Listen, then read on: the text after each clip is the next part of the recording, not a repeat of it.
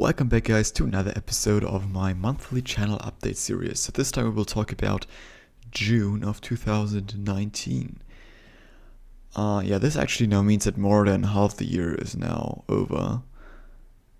Or we are now at about like 50% or so already. Crazy actually, it's flying pretty fast through and past and away. And we're now not even half a year away from 2020, the next big decade. So that's interesting. So, we will talk a little bit, or actually a lot about different stuff, or a little bit about a lot of different things, but it's mainly about one big thing. We will get to that in a second though, because first I'm going to talk about a little personal thing. So I'm now done, completed and finished with my apprenticeship since a couple days now. So now I'm officially a computer science expert for system integration.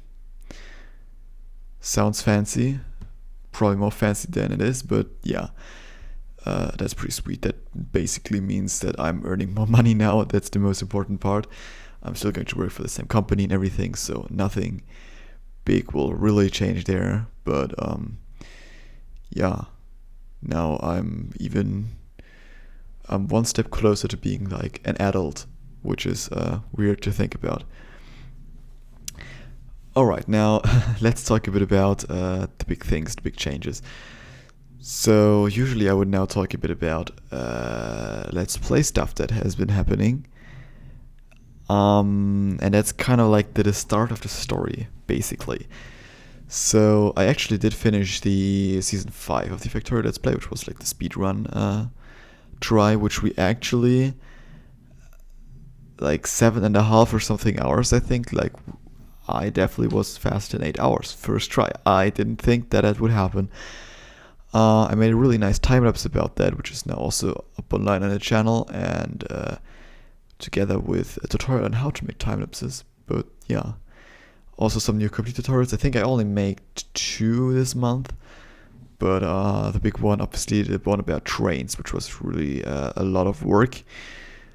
I think I worked like 3 weeks on that, and then I had like 2 weeks where I just uploaded like easier videos, basically, that didn't take as long time to make. Lots of work that went into that video, but I learned a lot. So that's also one of the parts that I want to talk about now. So the thing is, I said that I ended season 5 of the Factorio Let's Play. Usually I would now say, and I started season 6, but I didn't. Basically I killed the Let's Play channel for now. So I didn't kill it, I paused it indefinitely, probably.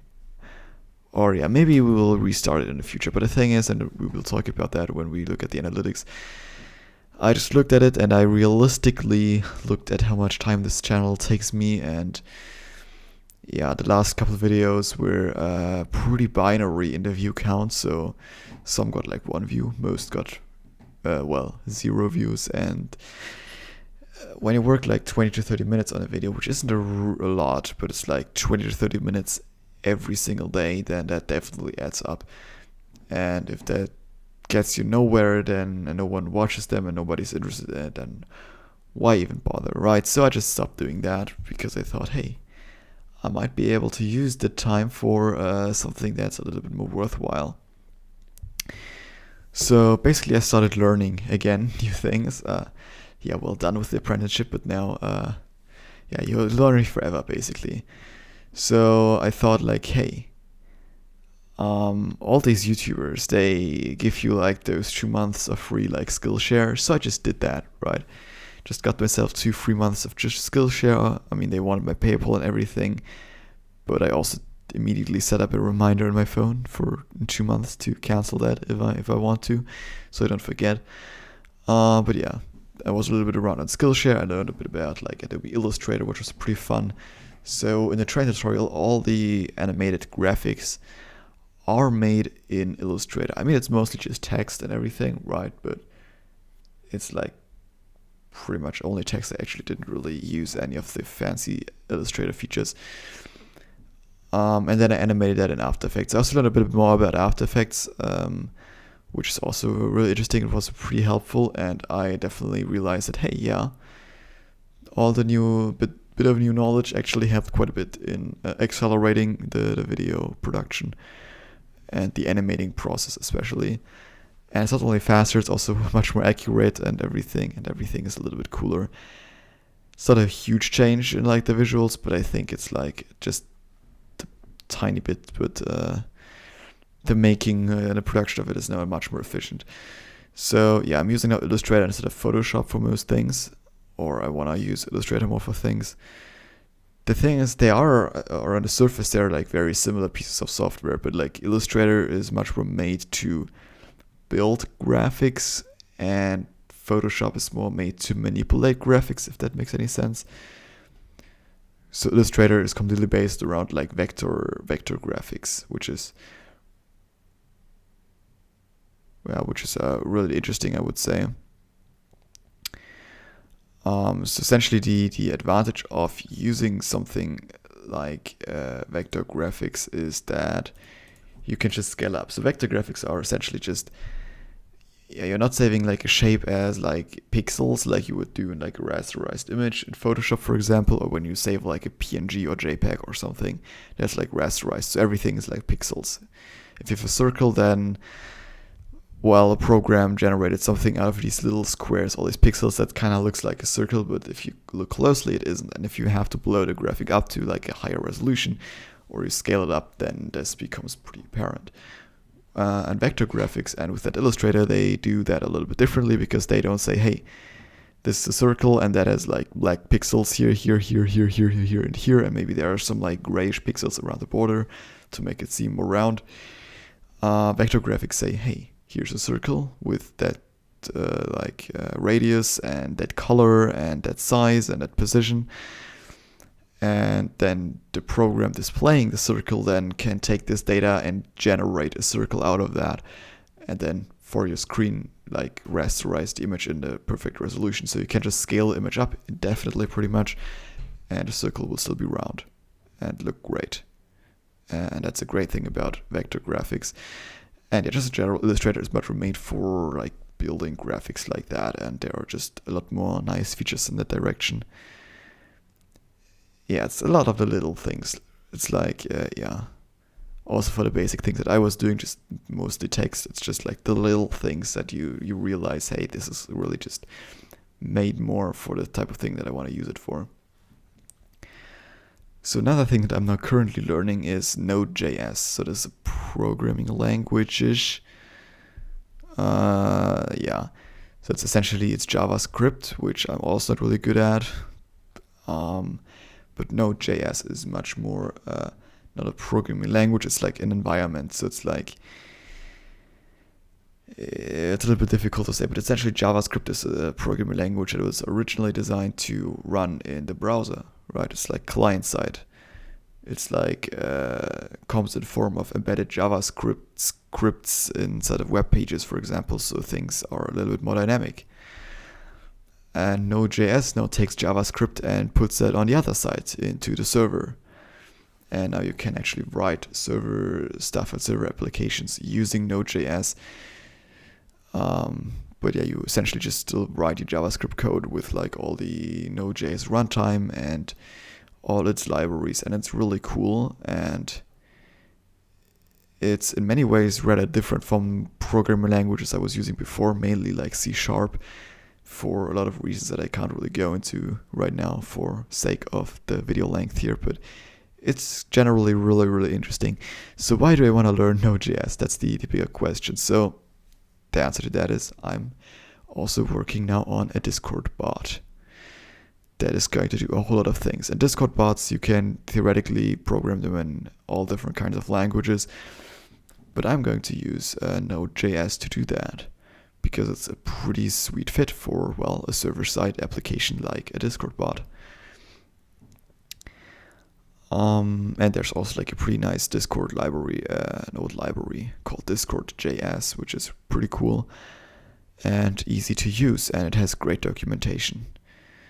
So well, I first did that and built like my first bot using their documentation, and was already pretty cool. I already have one up and running essentially in a test server, but I'm now learning Node.js to like fully understand the language and everything behind it, so I can really make a nice bot that has quite a bit of features, which is already now leading into the next point, and that's that I want to make a Discord server. So that's like the thing when I'm done with the bot, or when it's like it has all the features in it that I want in it for now, then I'm going to make a server for the channel and the community around it and everything. And then in the next step, that's already like the last step pretty much, we're almost done here, bear with me, I wanna start actually a bit of some game servers, right? So the first thing that I wanna do together with a good friend of mine is is a new Minecraft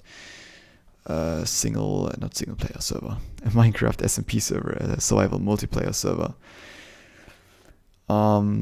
With that friend, I already had one like 2 years ago, and I made like a video about that a couple of weeks ago, and that was a lot of fun. But I'm now going to try to do it a lot more proper. So before that, we had like just hosted a basic Minecraft server at a normal Minecraft server hoster, but this time around, everything is built on Linux virtual servers that I'm hosting. We already have one up and running for like a website and the bot and everything that goes with it, and that's already working pretty nicely. And then there will be a second one, which is much more powerful for like the Minecraft server and maybe also other servers in the future. So the plan is also to probably do like a Factorio server also as well in the future. Yeah, just so I can learn a little bit more Linux, because I also want to learn more Linux stuff, because it's also really, really cool, right? All right. I hope I made everything clear, and yeah. And I think we are then done with that all part here. So let's talk a little bit about the thing that does not work. Come on. Yeah, now there we go. Okay, great. All right, so analytics. Last video, actually, the train tutorial, so that was pretty cool. As you can see, it's rather successful, ranking by views like 3 of 10 only. The belt one was doing like pretty well, and then obviously the speedrun time lapse with like 424 views. But what's really crazy is the watch time, right? So at average with a duration of 9 minutes, it's insane.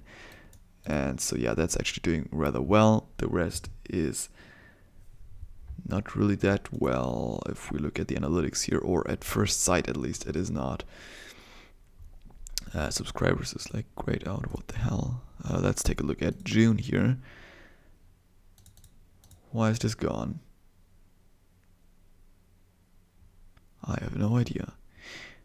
Okay, but that doesn't matter right now. So views 4.4 thousand, negative 8%, 18.4 thousand minutes of watch time only. So that went down by 19%, which is pretty much a lot. But we'll look into why in a second here. Impressions click-through rate 5.6%, 38,000 impressions, 2.5 thousand unique viewers.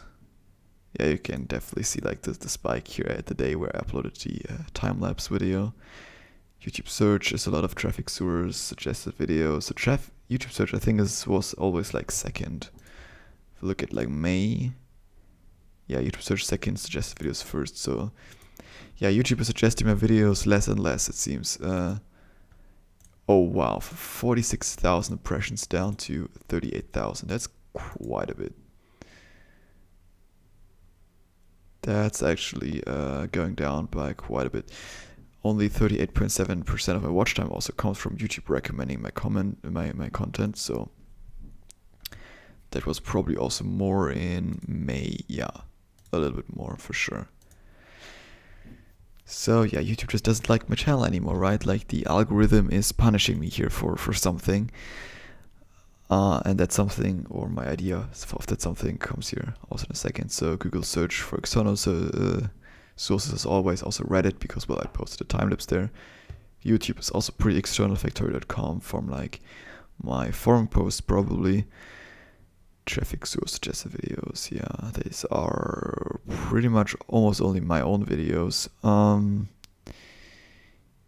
Yeah, YouTube search factory train, circuit network tutorial as well, a little bit in there. Okay.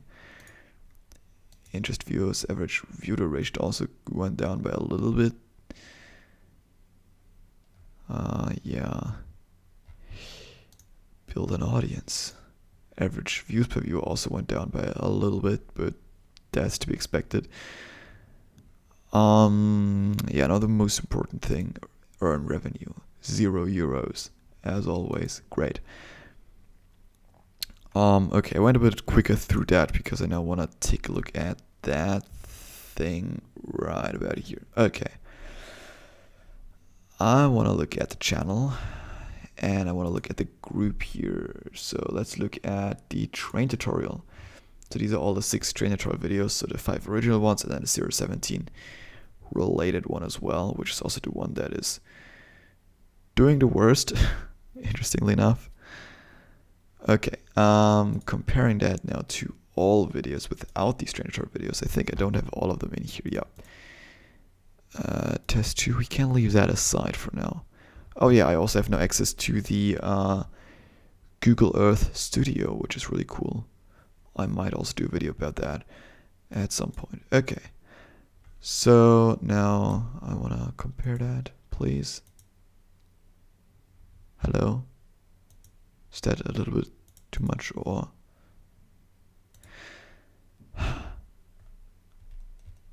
Now like the other group is just gone apparently. Group. The hell? Great, no, the other group apparently is gone. Okay. Train. That's not train, that's train. Okay. Train toots. Okay, so we have 1, 2, 3, 4, 5, and 0. Train toots versus all videos without the train toots. Okay, cool. And as you can see, these are rather similar. So like the... What color is that? Is that magenta, pink? No, it's like lilac. I don't know. No idea about the English word. That's like the train tutorials.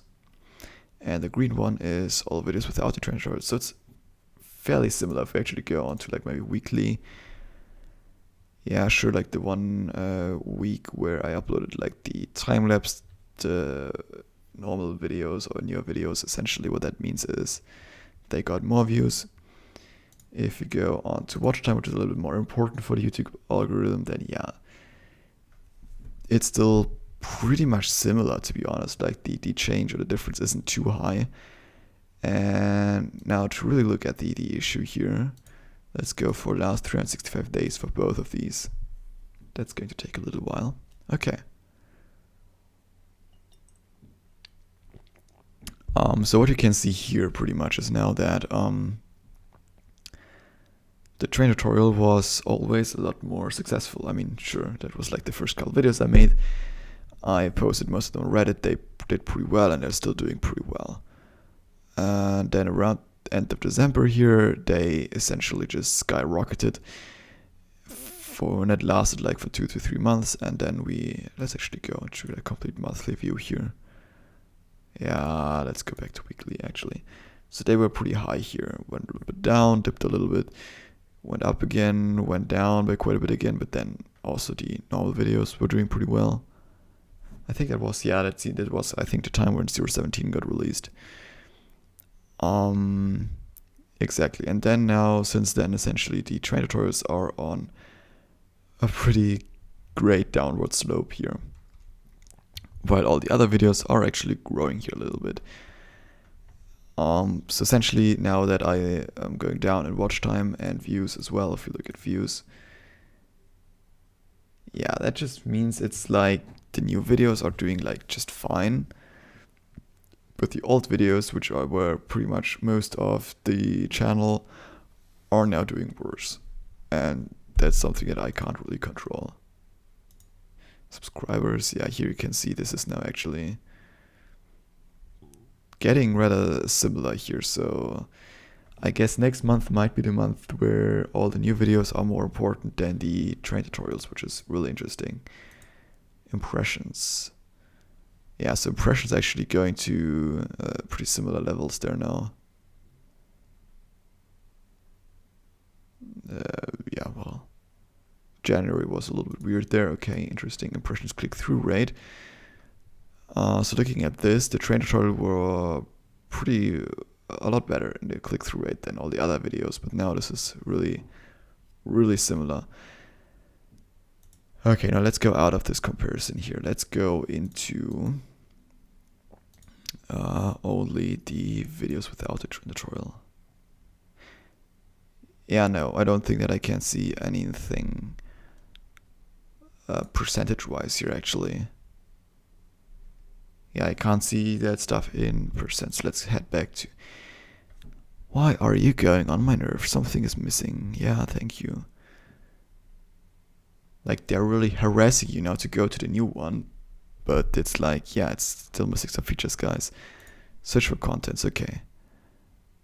All videos without train tutorial is still in here. So looking in here, actually, watch time 94 hours plus 7.5%, plus 33% in terms of views, plus 24.49% in likes, up from 0 to dislikes, great.